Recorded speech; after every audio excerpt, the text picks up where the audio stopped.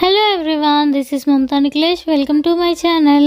So ఈరోజు ఒక special recipe నేను ఏమంటారు యూట్యూబ్లో చూసి చేస్తున్నాను.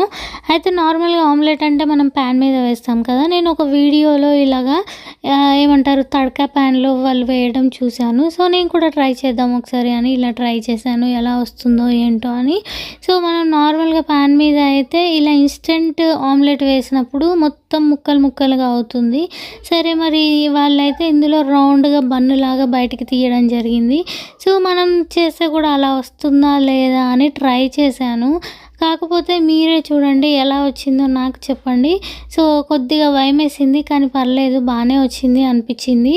సో ఉప్పు కారం ఓన్లీ జస్ట్ ఉప్పు కారం ఆయిల్ వేస్తే సరిపోతుంది. సో ఇది పప్పులో నంచుకొని తింటే అద్భుతంగా ఉంటుంది. సో మీరు ఎప్పుడైనా ట్రై చేశారా? ఇలా కమెంట్ బాక్స్లో కమెంట్ చేయండి.